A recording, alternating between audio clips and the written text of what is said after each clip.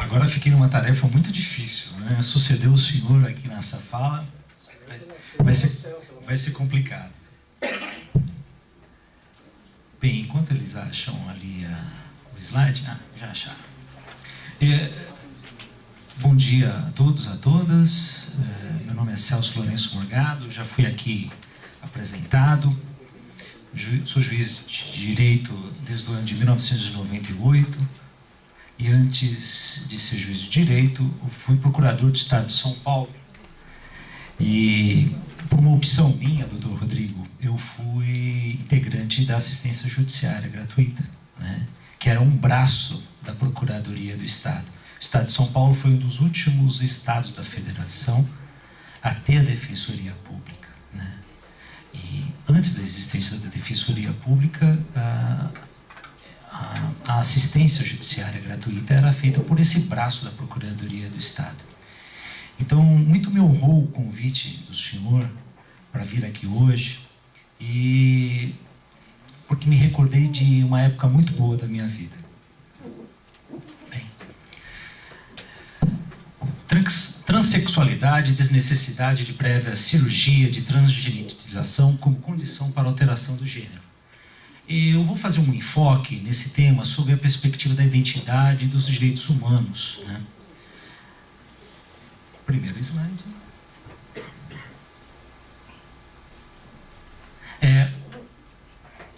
Quantos gêneros há no mundo atualmente?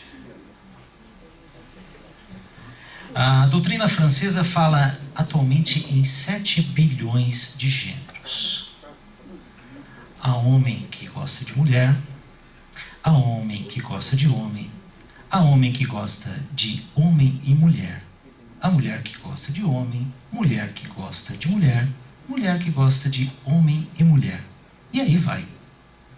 A questão da identidade do gênero, na minha opinião, já ultrapassou o limite da determinação biológica há algum tempo. Esse é um conceito sobre o transexual. Eu achei interessante trazer para vocês, que diz que o transexual não se conforma com a própria condição, sentindo-se fora do meio social, possuindo disposição psíquica e afetiva do sexo oposto. Assim, encontramos o indivíduo com uma genitália externa masculina, uma personalidade eminentemente feminina ou vice-versa. O transexual vive completamente insatisfeito com o seu sexo biológico. Veste-se conforme o sexo psicológico que possui. Na verdade, constrói uma nova identidade psicossocial para si, de acordo com o sexo que, no seu entendimento, deveria possuir, burlando de forma inequívoca aquele que a natureza lhe deu. É o que nós costumamos ouvir aí das pessoas, de que elas estão aprisionadas em um sexo o qual elas não se sentem. O sexo biológico dela não corresponde ao sexo psicológico dela. Parece-me que até na novela das 9 há uma abordagem a respeito disso, né? E muito se questiona se a novela é que traz a mudança social ou se a mudança social está refletida na novela, né? Me parece que os mais tradicionais vão dizer que a novela está tentando trazer um tipo de mudança para a sociedade e não está refletindo essa mudança que está acontecendo nos nossos dias. Mas aí vai o julgamento dos senhores. A sexualidade corresponde a um aspecto da identificação do indivíduo e a afirmação de sua individualidade, relacionando-se intimamente com os direitos da personalidade e, consequentemente, o princípio da dignidade da pessoa humana. Eu grifei princípio da dignidade da pessoa humana porque, me desculpem a colocabilidade, mas parece que virou carne de vaca falar sobre dignidade da pessoa humana. Me perdoem os meus amigos consumeristas, civilistas, que invocam o princípio da dignidade da pessoa humana quando se tem uma negativação indevida no SPC e no Serasa, né? parece-me que a dignidade da pessoa humana é muito mais do que isso, né? É lógico que nós vivemos uma época em que o Estado ele é precário em tudo, na educação, na saúde, na administração, e as pessoas tentam buscar um pouco de identidade, ou melhor dizendo, de afirmação como pessoas no próprio consumo, né? Aí vem uma velha, tem uma música do Mamonas Assassinas que dizia assim: a felicidade é o carnê das Casas Bahia, né? O que é isso? É o consumo, né? As pessoas olham para o consumo e identificam, né, nele uma forma de se realizar como pessoa, né? Ela não tem transporte público, ela não tem educação, ela não tem saúde, mas ela tem um carnê e uma TV de 29 polegadas LED. Ela se sente mais pessoa comprando, consumindo, né? E eu acho isso uma tremenda inversão de valor. De valores, melhor dizendo. Tem uma filósofa já falecida, chamada Hannah Arendt. Ela judia, alemã, e radicada nos Estados Unidos, depois se naturalizou americana. Ela foi aluna de um outro alemão, Martin Heidegger, e nazista. E ela, durante o período que vivia nos Estados Unidos, ela era professora universitária e ela escrevia para uma revista chamada New Yorker. No pós-Segunda Guerra Mundial, o Mossad, que era o serviço secreto israelense, se encarregou de capturar nazistas e levá-los a julgamento, né? E um desses nazistas chamava-se Adolf Eichmann, né? O Adolf Eichmann era um burocrata. Ele foi preso, levado a julgamento, e Hannah Arendt foi encaminhada para Jerusalém para acompanhar o julgamento desse nazista. E ela escrevia artigos para essa revista New Yorker. Muitos artigos que ela escreveu acabaram repercutindo de forma desfavorável a ela, né? E ela cunhou essa expressão: a banalização do mal. O Holocausto teria gerado a banalização do mal. Por quê? Porque ela olhava para Adolf Eichmann e dizia que ele não era aquele nazista antissemita do berço. Ele era um burocrata. Alguém que trabalhava no Ministério do Interior, na Alemanha, e foi encarregado de ter uma tarefa pragmática. Ele tinha que criar um método mais eficiente para matar presos.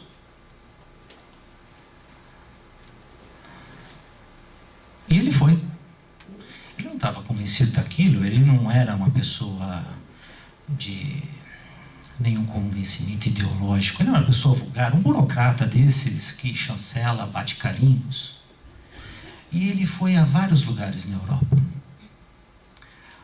Os soldados alemães estavam sofrendo problemas psicológicos porque eles estavam matando os presos com tiros. E isso estava sobrecarregando o psicológico desses soldados.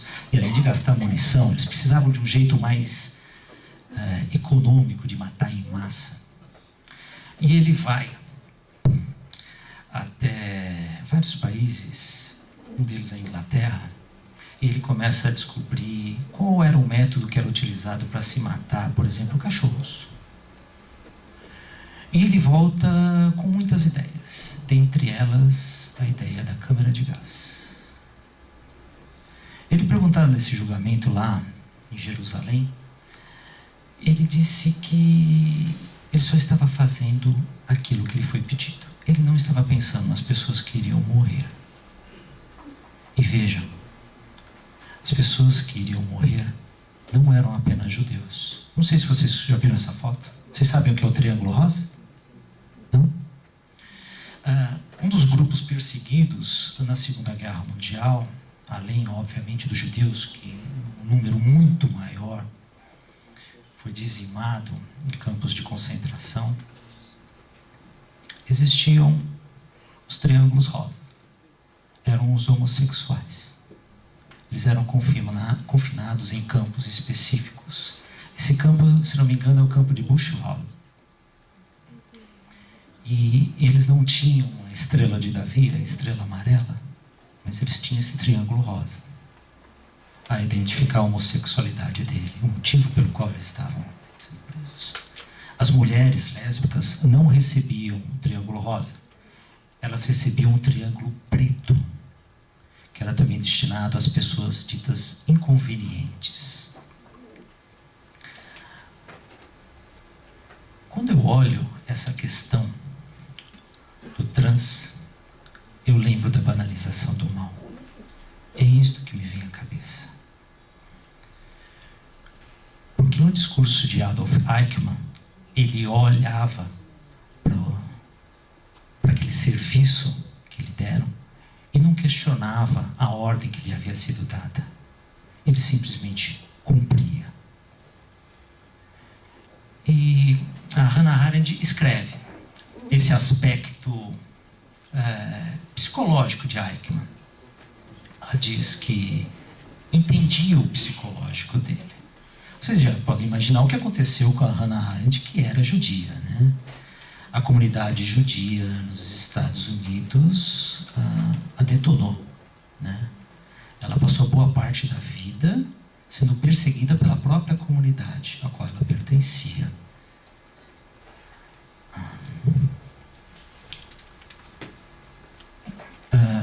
Quando nós olhamos hoje para a figura do trans, eu percebo, escondido no discurso, Dr. Fernando, que muitos olham para o trans como um sub-humano.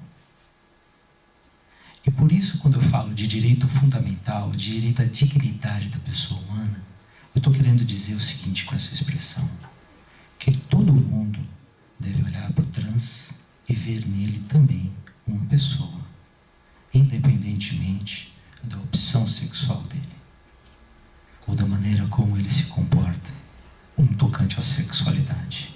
Eu acho isso muito mais profundo do que todos os argumentos religiosos, ou pseudo-argumentos religiosos, ou, me desculpem se tiver algum médico aqui, mas os argumentos médicos, psiquiátricos, de apontar o dedo e ver nessas pessoas um quadro patológico, né? É engraçado que depois da humanidade passar por essa desgraça que foi a Segunda Guerra Mundial, a gente ainda vive discutindo esse tipo de questão, né, que nos parece tão clara, né? Nós estávamos discutindo sobre isso lá fora, e como as pessoas ainda negam isso, como elas conseguem não enxergar no trans uma pessoa, né? Uma pessoa que tem sentimentos, uma pessoa que deve ser aceita do jeito que ela é, e não do jeito que os outros acham que ela tem que ser, né? Por isso eu digo que, uma vez constatado que a pessoa é transgênero, não reconhecendo o seu sexo biológico, enquanto reflexo da identidade, em nome do direito à autodeterminação e à vedação à discriminação, mostra-se razoável permitir a existência do fundamento constitucional pautado justamente nisso, na dignidade da pessoa humana, para viabilizar a mudança do sexo no registro do indivíduo, né? Esse livro é muito bom. Quem quiser se aprofundar sobre esse tema, ele é fantástico. É de uma colega nossa, a doutora Camila de Jesus Melo Gonçalves. O livro, vamos ver se eu acho o nome: Transsexualidade e Direitos Humanos, o reconhecimento da identidade de gênero entre os direitos da personalidade. É da Juruá, de 2014. Ela escreve muito bem sobre o tema e ela disserta sobre esse aspecto da dignidade da pessoa humana com uma primazia incomparável. Os caracteres biológicos adquiridos pelo nascimento afiguram-se insuficientes para garantir o pertencimento da pessoa ao gênero correspondente, haja vista que a identificação do gênero não prescindirá da experiência da pessoa como membro de uma determinada comunidade. E lá mais à frente ela conclui: o corpo físico não é a única variante que atua na determinação do gênero da pessoa, existindo uma intersecção entre o que herdamos geneticamente e o que aprendemos como sujeitos de uma determinada cultura. E aqui eu também fiz uma relação de que os tribunais têm começado a ver isso de uma forma diferente e encarando a identidade de gênero como um bem jurídico já a ser protegido, né? A primeira decisão que eu achei foi de 2009, do STJ. Depois eu vou deixar esse material à disposição aqui da casa, em um acórdão lá da ministra Nancy Andrighi, que ela é, na verdade, quando nós vemos alguma coisa desse assunto, nós logo pensamos na doutora Nancy Andrighi, né? Ela fala que é uma tendência mundial, que a tendência mundial é de alterar-se o registro, adequando-se o sexo jurídico ao sexo aparente, ou seja, a identidade sexual, formada também por componentes psicossociais. E ela acrescenta: em última análise, afirmar a dignidade humana significa que para cada um manifestar sua verdadeira identidade, o que inclui o reconhecimento da real identidade sexual em respeito à pessoa como um valor absoluto. No dia 7/6, o plenário lá do Supremo Tribunal Federal iniciou o julgamento de uma ação direta de inconstitucionalidade, a DI 4275, na qual se discute a possibilidade da alteração de gênero no assento do registro civil transexual, mesmo sem a realização do procedimento cirúrgico de redesignação de sexo. Essa é uma ação promovida pelo Ministério Público Federal. Uma associação LGBTS acabou provocando o Ministério Público, e o Ministério Público propôs essa ação. O relator é o ministro Marco Aurélio, né, que ultimamente tem aparecido na mídia de forma, às vezes, meio tumultuada, né, por conta aí desses problemas da Lava Jato. Mas é interessante que nós olhemos para o Supremo Tribunal Federal não como esse depositório de problemas que o doutor Fernando acabou dizendo, o doutor Gilmar, se referindo a juízes de primeiro grau como juiz ex do interior, mas também como um garantidor dos direitos fundamentais da população. Essa ADI, ela foi suspenso esse julgamento, ele deve ser retomado em breve. Já foram feitas as sustentações orais, o IBDFAM, que é o Instituto Brasileiro de Direito de Família, se habilitou lá com o amicus curiae e também está atuando nessa ação. Vocês podem acompanhar isso através do próprio site do Supremo Tribunal Federal. Qualquer pessoa pode, digitando esse número, vai acompanhar lá esse julgamento. Eu também tenho cópia dessa petição inicial, dessa ADI, e posso deixar aqui à disposição do Dr. Rodrigo, da equipe, tá? Para que eventualmente vocês possam ler, ter esse material, inclusive com as manifestações que se sucederam, ok? Então, vou eu concluindo no sentido de que a transexualidade não é uma condição patológica, e a identidade de gênero é autodefinida por cada pessoa. Ela é inerente, relacionando-se ao princípio da dignidade da pessoa humana. Uma vida digna importa em ver reconhecida a sua identidade sexual, sob a ótica psicossocial, a refletir a verdade real por ela vivenciada, a que se reflete na sociedade em respeito à pessoa humana como valor absoluto. Esse é um trecho também no acordo da doutora Nancy Andrighi.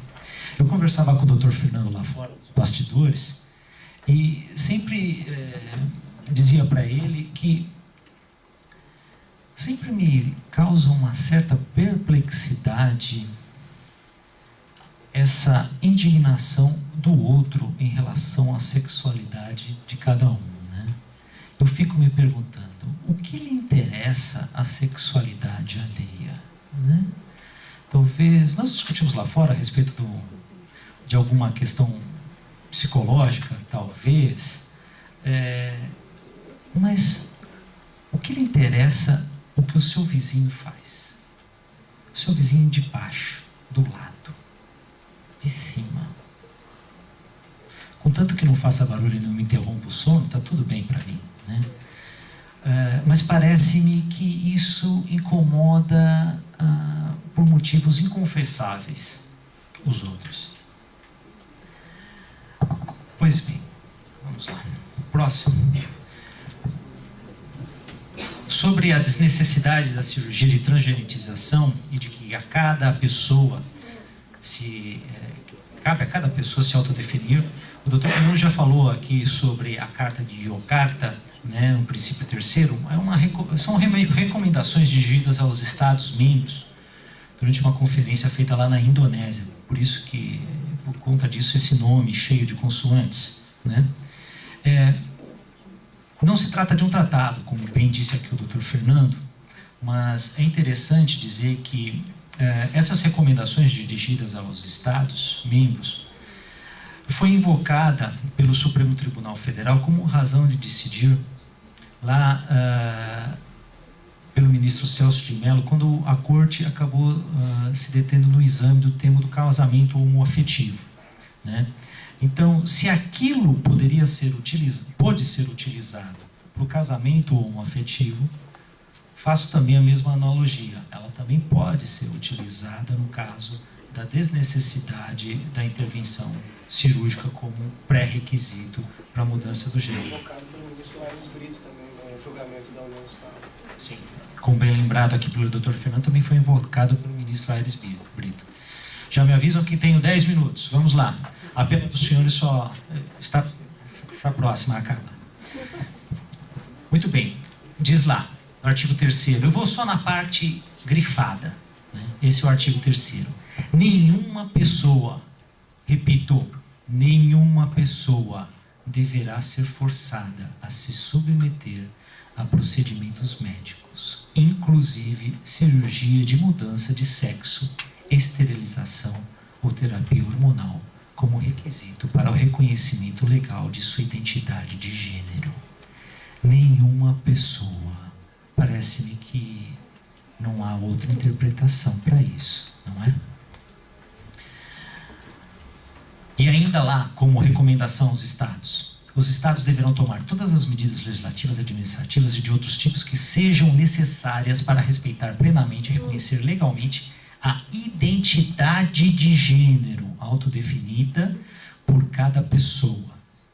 Tomar todas as medidas legislativas, administrativas e de outros tipos que sejam necessários para que existam procedimentos pelos quais todos os documentos de identidade emitidos pelo Estado que indiquem o sexo e gênero da pessoa, incluindo certificados de nascimento, passaportes, registros eleitorais e outros documentos, reflitam a profunda identidade de gênero autodefinida por cada pessoa.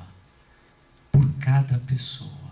Não é por um médico, não é por um psicólogo, é por cada pessoa. Por isso, eu concluo que não há necessidade de prévia cirurgia de transgenetização e nem de avaliação médica psiquiátrica para se apreciar o pleito de alteração de gênero. Primeiro, porque não se trata de uma patologia, não é?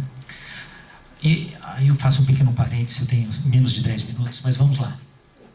Há uma intenção, isso começou lá no século XVIII, de se tentar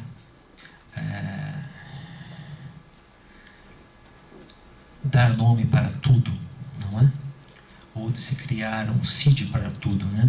Antigamente, uma criança que era muito arteira, você acabava colocando para jogar futebol, para fazer uma natação, para fazer alguma coisa. Hoje, os pais dão Ritalina. Ritalina é um dos medicamentos mais vendidos no país. Acreditem, está entre os 3 mais vendidos no país. É um antiansiolítico. Estão dando Ritalina para as crianças. Hoje, uma criança chega na escola, você costuma dizer, né, os educadores dizem que as crianças chegam na escola com manual, né? Olha, meu filho tem déficit de atenção, tem TDAH. Ele precisa tomar isso. Olha, tudo bem, né? E você olha que a pessoa é agitada, tal. Eu vejo os professores falando, olha, quando eu tenho a reunião de pais e mestres, eu olho para a criança com outros olhos. Eu falo assim, nossa, até que ela está se saindo bem, né? Para os pais que ela tem, né? Fechado parênteses. Vamos lá. Se o sexo psicológico é aquele que dirige o comportamento social externo do indivíduo, deve-se verificar se, no caso concreto, existe essa identidade com o sexo feminino sob o ponto de vista psicológico. Aí, o Dr. Fernando falou, olha, por isso que não se há de descartar uma avaliação psicológica, para saber como que aquela pessoa se comporta no ambiente dela. Se aquela mudança de sexo que ela está pretendendo, ou melhor, mudança de gênero que ela está pretendendo, não é uma coisa passageira, se já é alguma coisa definida. Mas não de lhe atribuir um CID, de lhe atribuir uma patologia, longe disso. A comprovação da manifestação do transexualismo e de todas as suas características evidencia um conflito entre a identidade sexual perante o registro civil e aquele que é ostentado. Mais à frente, eu tenho uma citação aqui da Maria Berenice Dias a respeito desse tema, também que é uma outra expert nas questões de direito de família, uma das fundadoras do IBDFAN, não é? E faço aqui uma menção de que países já há, como a Alemanha, Portugal e a Argentina, que dispensam a cirurgia para a retificação do registro de transexuais. Especificamente, no estado de São Paulo, no Tribunal de Justiça, eu acabei encontrando precedentes de 5 câmaras de direito privado. Essa sessão, que é a primeira sessão, que engloba as câmaras da primeira à 10ª, são 10 câmaras, então a situação é bem dividida. Nós temos 5 câmaras dizendo sobre a desnecessidade do procedimento cirúrgico, né? Do prévio procedimento cirúrgico. E, contrapartida, a outras 5 dizendo o contrário. Talvez essa decisão que venha nessa ADI do Supremo Tribunal Federal venha colocar uma pá de cal sobre essa questão. Eu trouxe alguns trechos a respeito aqui. Primeiro, Hélio Marques de Faria, não é o procedimento cirúrgico que definirá a sexualidade da pessoa, e sim o sexo psicológico. Se vai se submeter ou não à cirurgia de transgenetização, a decisão que cabe somente ao indivíduo. Ok? Decisão 2013. Outra, 2016, mais recente, Dr. Cláudio Godoy, professor no Largo São Francisco, registro civil transexual, retificação da adequação da indicação do sexo, possibilidade, desnecessidade de prévia intervenção cirúrgica de redesignação sexual. Pedido acolhido, sentença revista. Era uma sentença aqui de um colega nosso, Chacon, José Chacon, julgando improcedente. E no caso do Dr. Cláudio Godoy, ele entendeu que os elementos eram suficientes lá nos autos, ele não mandou fazer avaliação psicológica nenhuma a respeito, né? Havia um histórico, se não me falha a memória, inclusive de ativismo LGBTS, dessa parte.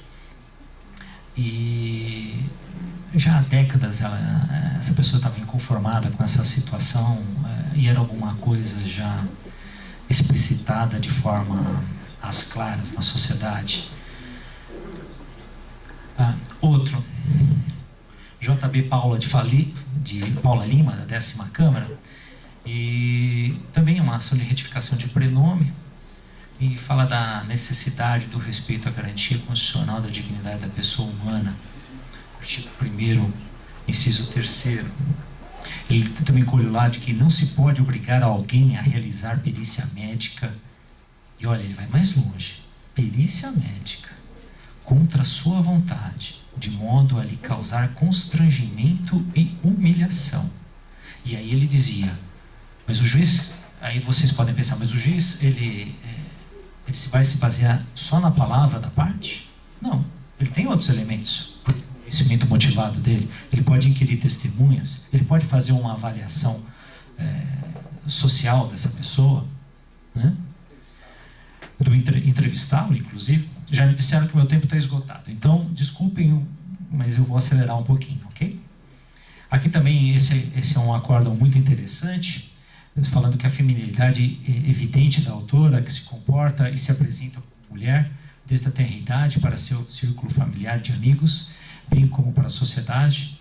É uma prova que já estava feita nos autos do desembargador César Ciampolini, processo de Marília.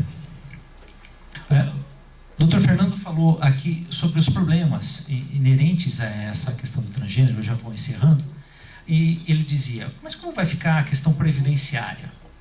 Como que vai ficar o alistamento militar? Essas são questões que o legislador vai ter que definir, né? Existe esse projeto de lei que foi mencionado pelo Dr. Fernando, de autoria lá dos deputados federais Jean Willis e Érica Cocai, a denominada Lei João Nery, né? Lei de Identidade de Gênero, e ela aborda em alguns artigos sobre a desnecessidade do procedimento cirúrgico para a mudança de gênero, né? Fala da vivência interna e individual do gênero, tal como cada pessoa o sente, que pode corresponder ou não ao sexo atribuído após o nascimento. Lá o artigo 4º, parágrafo único desse projeto, fala que é claro possibilitar a mudança do prenome e gênero nos documentos pessoais, com ou sem cirurgia de mudança de sexo. Também existe um decreto de 2016 a nível federal falando do reconhecimento de identidade de gênero de pessoas travestis e transexuais. Essa até é uma expressão controvertida, né? Mas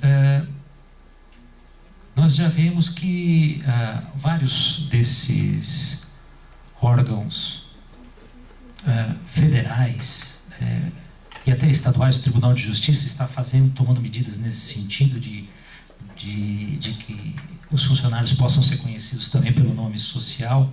São iniciativas importantes em favor disso, que, antes de tudo, é uma maneira de olhar para o trans e ver nele uma pessoa. O trans, só para encerrar, ele não precisa de piedade. Ele precisa de solidariedade, como toda pessoa. As pessoas não são iguais e é preciso conviver respeitando as nossas diferenças. Agradeço a oportunidade e passo a palavra agora para o Dr. Rodrigo. Muito obrigado.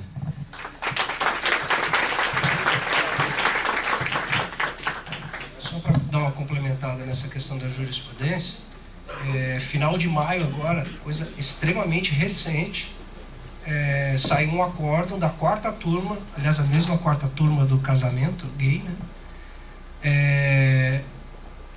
No sentido de autorizar a modificação de nome e sexo sem necessidade de cirurgia. Tá? Foi o primeiro julgamento de um tribunal superior a respeito disso e foi favorável. Foi final de maio agora. Tá? Obrigado. Obrigado.